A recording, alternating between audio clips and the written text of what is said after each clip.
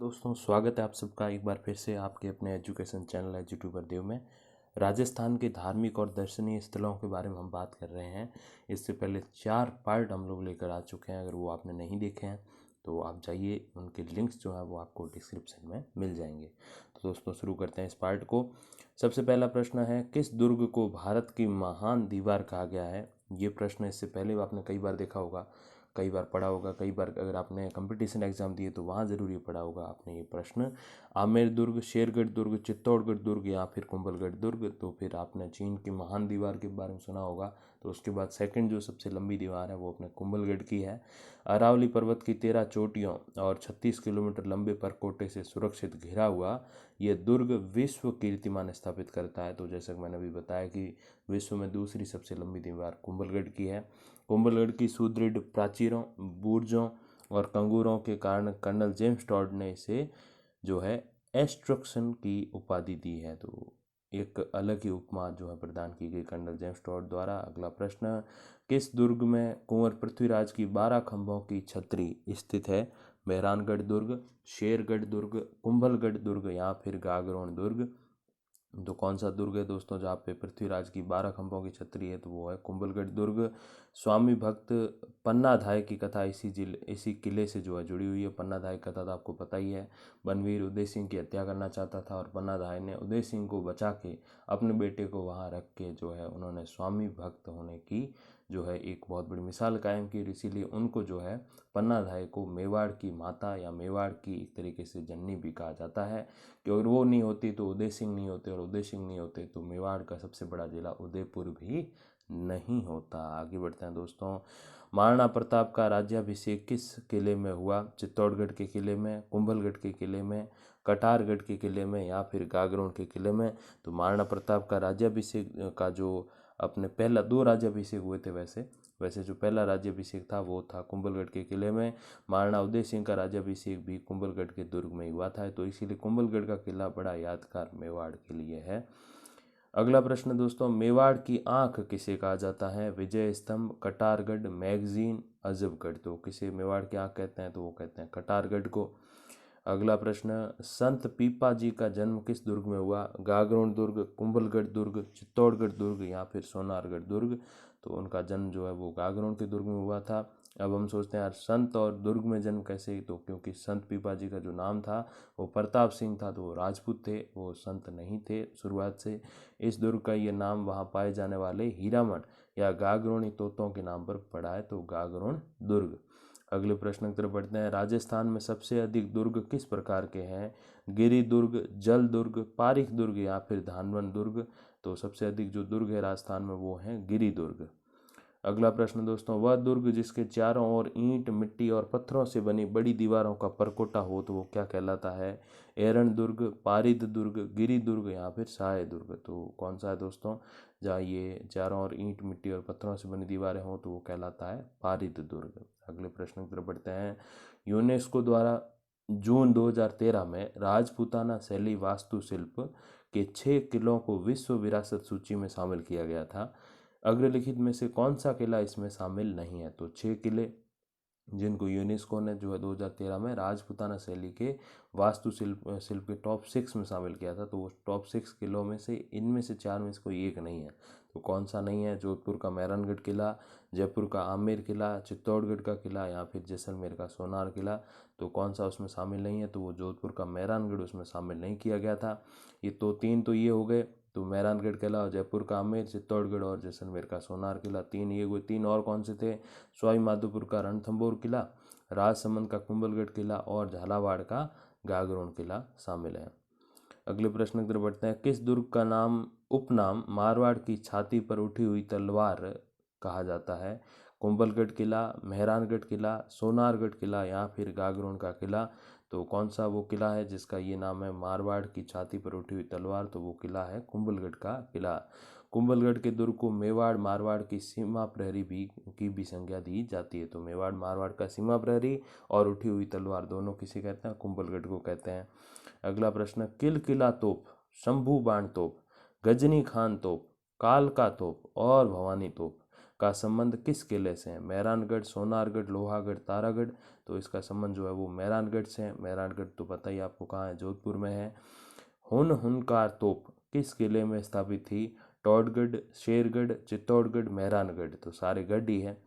तो वैसे गढ़ तो चित्तौड़गढ़, बाकी सब गड्डियाँ, तो ये कथन जो है वो चित्तौड़गढ़ के किले के बारे में प्रसिद्ध है। तो हुनकार तोप जो है वो है दोस्तों शेरगढ़ के किले में स्थापित। अगला प्रश्न, गर्भ गुंजन तोप का संबंध किस जिले के दुर्ग से है? अब यहाँ जिले का दुर्ग अलवर, अजमेर, बूंदी, जैसलमेर। तो किस जिले के किले से है? तो वह बूंदी का जो तारागढ़ किला है उसमें लगी हुई है गर्भ गुंजन तोप। आगे बढ़ते हैं दोस्तों, शत्रु द्वारा किले की दीवार तक पहुंचने के लिए बनाया जाने वाला ऊंचा और ढका हुआ मार्ग क्या कहलाता है? साबात, साबल, साबूगर या फिर ये सभी? तो वो कहलाता है दोस्तों साबात। अगले प्रश्न की तरफ बढ़ते हैं, किस दुर्ग के सामने सूर सिंह द्वारा निर्मित सूर सागर तालाब है? कुंभलगढ़, चित्तौड़गढ़, मेहरानगढ़, जूनागढ़। तो सूर सागर तालाब जो है वो है जूनागढ़ में। जूनागढ़ के 7 प्रवेश द्वार हैं दोस्तों। जूनागढ़ में विशाल हाथियों पर सवार चित्तौड़ के 2 प्रसिद्ध वीरों जयमल राठौड़ और फत्ता सिसोदिया की मूर्तियां भी स्थित हैं। तो ये एक महत्वपूर्ण पंक्ति हैं दोस्तों। आगे बढ़ते हैं, राजस्थान के किस दुर्ग में पहली बार लिफ्ट लगाई गई थी? तो लिफ्ट तो आप समझते ही हैं, भैंसरोडगढ़, लोहागढ़, जूनागढ़, तारागढ़। तो लिफ्ट जो सबसे पहले लगाई गई वो जूनागढ़ में लगाई गई थी। अगला प्रश्न, सोमेश्वर चौहान द्वारा नागौर के किले की नींव कब रखी गई? 1134 ईस्वी, 1144 ईस्वी, 1154 ईस्वी या फिर 1054 ईस्वी? तो सोमेश्वर चौहान द्वारा नागौर के किले की नींव रखी गई 1154 ईस्वी में। मुगल शासक अकबर द्वारा अपना दरबार नागौर के किले में कब लगाया गया? 1540 ईस्वी में, 1570 ईस्वी में, 1599 ईस्वी में या फिर 1640 ईस्वी में? तो अकबर ने अपना दरबार नागौर किले में कब लगाया 1570 ईस्वी में। इस दुर्ग को 2007 ईस्वी में यूनेस्को द्वारा साफ सफाई के लिए अवार्ड ऑफ एक्सीलेंस पुरस्कार से भी सम्मानित किया जा चुका है। तो ये भी प्रश्न दोस्तों आ सकता है कि 2007 में यूनेस्को ने किस किले को अवार्ड ऑफ एक्सीलेंस का अवार्ड जो है अवार्ड ऑफ एक्सीलेंस से नवाजा था? तो वो है दोस्तों नागौर का किला। अगले प्रश्न की तरफ बढ़ते हैं, अग्रलिखित में से किस दुर्ग को दक्षिण का द्वार गढ़ के नाम से जाना जाता है? भटनेर का किला, शेरगढ़ का किला, भरतपुर का किला या फिर इनमें से कोई नहीं? तो जिस दुर्ग को दक्षिण का द्वारगढ़ कहते हैं तो वो है शेरगढ़ का किला। ये किला परवन नदी के किनारे 12 जिले की अटरू तहसील में स्थित है। कुछ समय पहले इसी किले से पाषाण युग के अवशेष भी मिल चुके हैं। सैयद की मजार इसी किले में स्थित है। जालम सिंह द्वारा इस किले का जीर्णोद्धार कराया गया था। इसी किले में झालाओं की हवेली भी स्थित है। आगे बढ़ते हैं दोस्तों, माहौर और मत्स्येंद्र किस किले के उपनाम है? गागरोन, सिवाना, अचलगढ़, कुंभलगढ़। तो माहौर और मत्स्येंद्र जो है वो कुंभलगढ़ के उपनाम है। दूसरे जो उपनाम है, अन्य उपनाम जो है वो कुंभल मेर की पत्नी और कुंभलकर। तो ये कुंभलगढ़ के अलग अलग नाम है। माहौर और मत्स्येंद्र मेन है, याद रखिएगा आप। कुंभलगढ़ का उपनाम है माहौर और मत्स्येंद्र। आगे बढ़ते हैं दोस्तों, हल्ला पोल, ओरेट पोल, हनुमान पोल, विजय पोल और राम पोल, ये सब किस दुर्ग के दरवाजे हैं? नागौर के दुर्ग के, कुंभलगढ़ के दुर्ग के, भरतपुर दुर्ग के या फिर टॉडगढ़ के दुर्ग के? तो दोस्तों ये कुंभलगढ़ दुर्ग के अलग अलग दरवाजे हैं। आगे बढ़ते हैं, किसने आमेर के महलों की तुलना क्रेमलिन और अल ब्रह्मा के महलों से की है? Colonel James Tod, Badayuni, bishop Heber या फिर अबुल फजल? तो आमेर के महलों की तुलना क्रेमलिन और अल ब्रह्मा से जिन्होंने की है वो है विशब हैबर।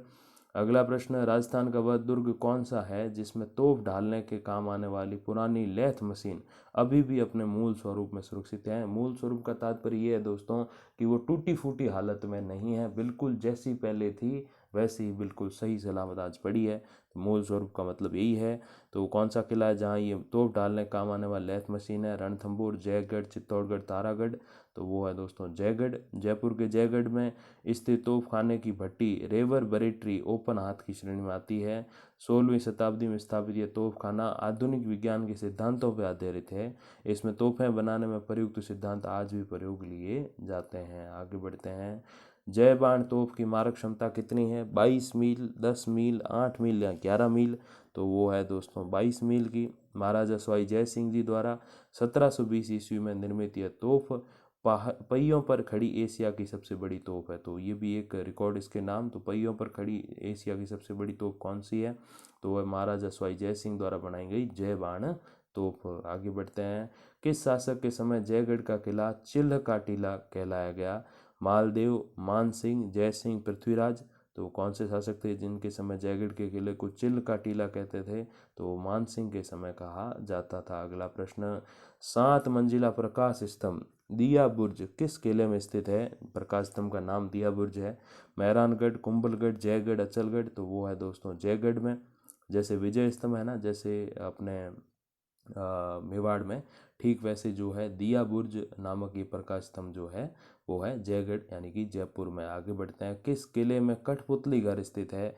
नाहरगढ़, जयगढ़, शेरगढ़, आमेर। तो वो जयगढ़ में है। राजस्थान का वह किला जिसके राजमहलों की सबसे बड़ी विशेषता ये है कि इनके भीतर जीवंत भित्ति चित्रों का अनमोल खजाना विद्यमान है। जीवंत भित्ति चित्र मतलब जो दीवार पे बनाए गए चित्र होते हैं, और जीवंत मतलब बिल्कुल रियल जैसे लगते हैं। आप जाके देखोगे तो ऐसे लगेगा कि बिल्कुल असली कोई इंसान वहाँ पे खड़ा है दीवार पे। तो आप देखिए कि कितने रियल हैं। तो भटनेर, आमेर, बूंदी, बयाना। तो किस किले में है ये? तो बूंदी के किले में है। तारागढ़ बूंदी का किला। बूंदी का किला किस राजवंश के शासकों के शौर्य और वीरता का प्रतीक माना जाता है? चौहान, सिसोदिया, हाड़ा, सोलंकी।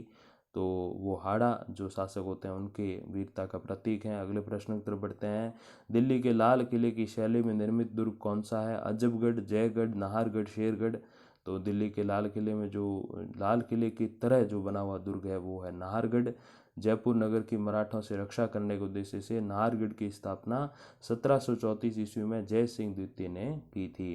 नाहरगढ़ दुर्ग का जो असली नाम है दोस्तों वो सुदर्शनगढ़ दुर्ग है, क्योंकि सुदर्शन चक्रधारी कृष्ण भगवान का मंदिर भी जो है इसमें है।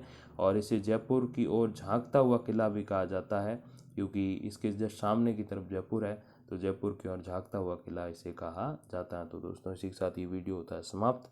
अच्छा लगा तो आप लाइक कीजिए, शेयर कीजिए ज़्यादा से ज़्यादा, और बहुत बहुत धन्यवाद, आपने अपना महत्वपूर्ण समय इसे दिया। Thank you very much for watching.